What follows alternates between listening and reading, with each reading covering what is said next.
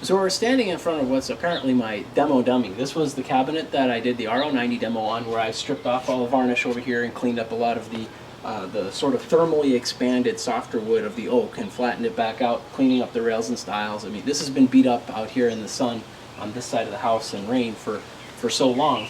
So sort of this other task that I've had waiting, since I installed this cabinet 3 years ago, to do is to actually install these double bearing catch latches. So what these are good for is that these latches are going to fit on the inside of the door here to hold the door shut. Now the reason why I need that is that here in Arizona we don't normally get a wind. Like today we happen to have a nice breeze because it's the end of the spring season. But once we're on full summer, it's just ridiculously hot with no air movement. Except we'll occasionally have a really bad windstorm to the point where it actually uproots 18-year-old trees. So when we get those type of winds, what will happen is like what happened to my door over here. This is one of the doors from the unit, and you can see that it actually knocked the panel right out. Now, of course, you're wondering how the heck could it have done that? What it is that since I know I would need to refinish these plywood panels fairly often, all I did is I rabbited it into the back, and then I just shot a couple pneumatic nails. Now, it's been working fine for years. But what happened with this door is when the wind picked up, it swooped the door open really hard and it slammed it into a chair. I came out and I found the panel on the ground and the frame still attached to the door. So, of course, I'll be fixing this panel, but in the meantime, we'll end up putting these latches on to hold it in place. Now, me using the CXS to install some latches and hinges like that is not something, you don't need to see somebody doing drilling or driving with the drill like this because you've seen that before or done it plenty of times on your own. So what I'll try doing is I'll show you how to install these using a technique that I read about actually just recently in Fine Woodworking that makes installing these so much easier and faster.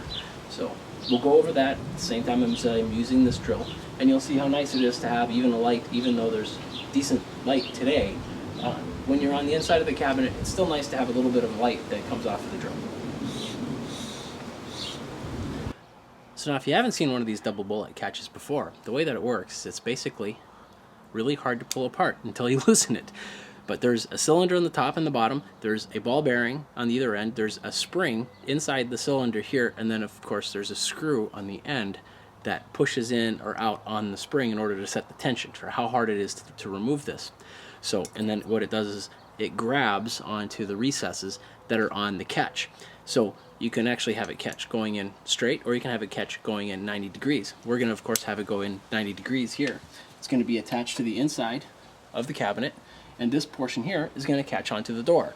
Now, the placement of this on the door is what's tricky. If you're going to sit here and you put this on, you take some measurements, well then you have to count for the overlay over there and then the inset on this side here and get it all perfectly right. I mean, sure, you can do it, but it's a nuisance. So what the article in Fine Woodworking suggested, and it's fantastic, is that you go ahead and loosen the tension on these so that this portion here barely sits in, just sits in. Any little pull and it'll come right out. So what you'll do is you'll install this where you want it, you know, with the front of the catch flush to the front, because that way there you'll get this as a reveal, just that little bit, which is fine for the way that I've got it here. Then you'll put some household double stick tape on the part that goes onto the door. And of course you can see exactly where this is going. You're going to then take the door, close it, push on it a little bit hard, and then pull it out gently, and you should have the catch portion on the door exactly where you need it. And what we're going to do is we're going to use some brass screws.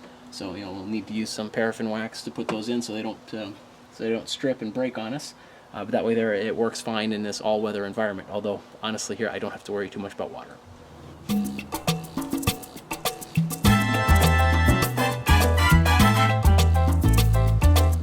They're as loose as they'll get.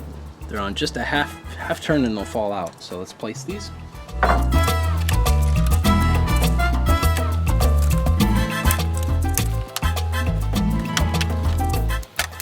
Yes, it would be nice to have this size in Centrotech.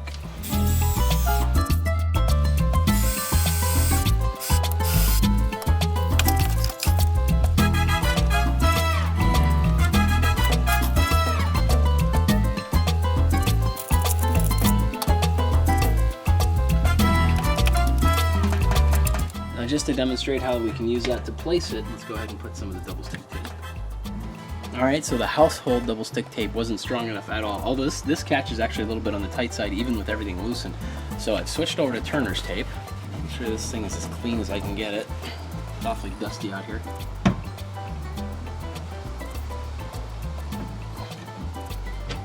there we go. Turn that in a little bit so you can see it.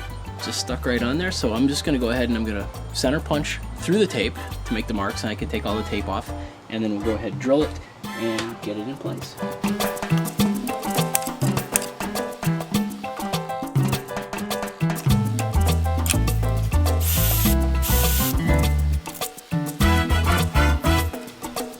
The brass screws, I don't like using a power drill.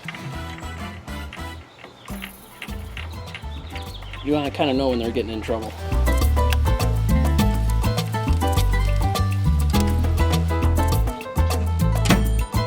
Perfect.